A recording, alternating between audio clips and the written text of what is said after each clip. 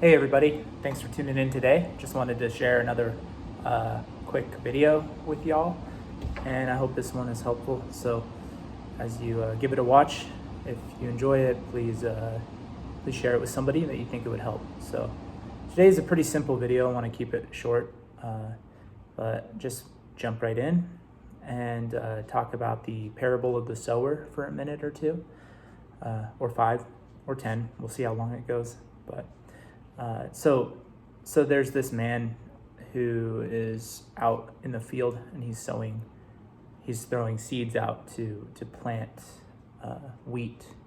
And as he's going along the path, he's throwing seeds.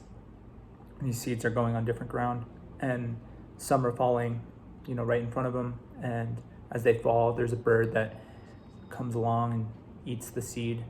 And some lands on rocky paths or rocky grounds, and that seed it sprouts quickly, but then ends up becoming scorched by the sun because it doesn't have any roots. So and then the other seeds, they land in the thorns and the thistles, and as that seed grows up, it's choked out by the thorns and eventually dies out. And the other seed lands on good soil, and that seed grows up and produces a crop. So Jesus was teaching this parable on the edge of the Sea of Galilee, and as he was in a boat, he spoke this parable, and there was a huge crowd following him, and they actually had to put him in the boat because they were pressing in on him, and they were afraid that he was going to be crushed by the crowd. So many people were coming to him. And he tells this parable and a series of other parables while he's in this boat, and before he's speaking this, and then at night they cross the Sea of Galilee, and that same night that's when the storm becomes so rapid that his disciples wake him while he's asleep in the stern of the boat, and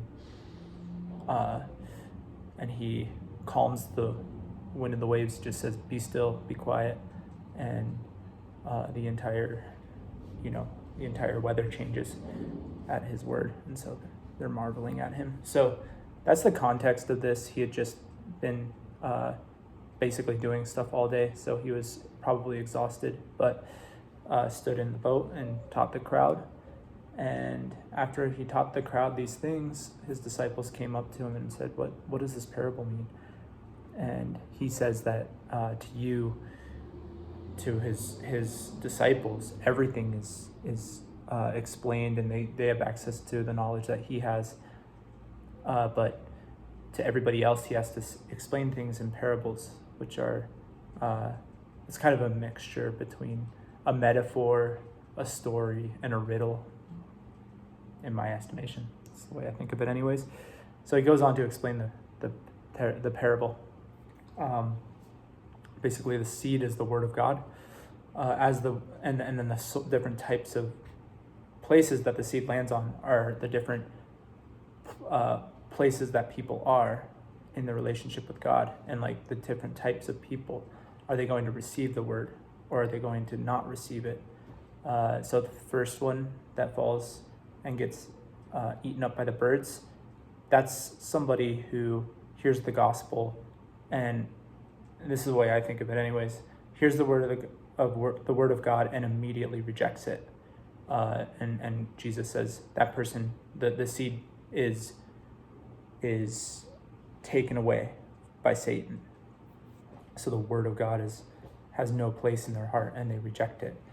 And the second person is the type that you remember, the seed falls on the rocky ground, sprouts up, and it's scorched by the sun.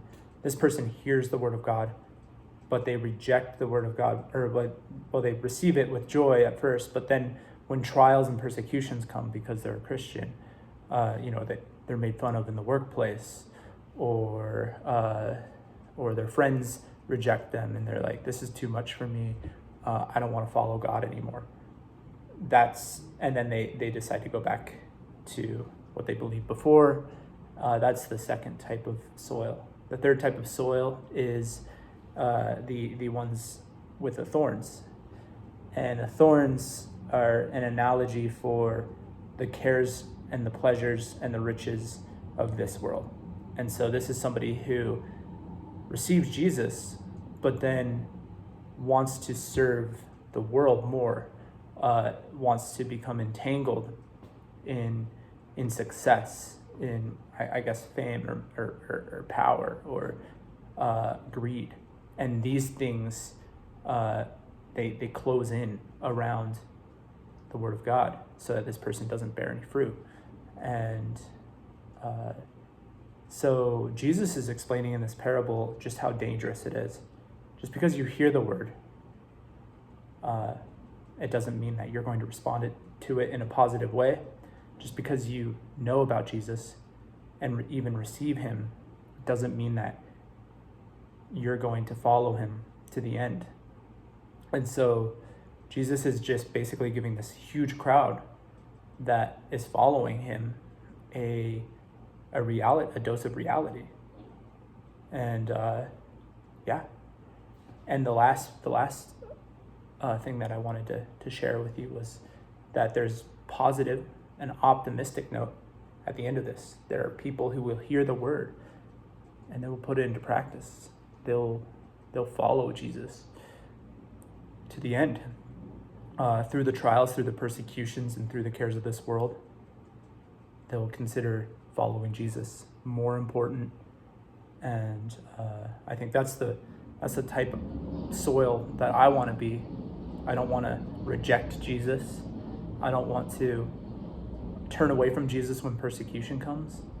I don't want to care more about money, or even more about things that are good, like my family, than I do about God. God's the most important thing.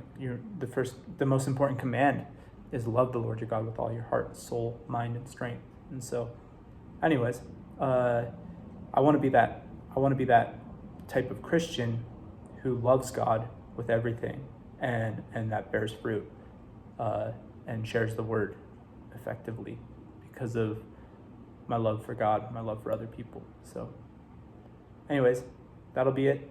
Take care.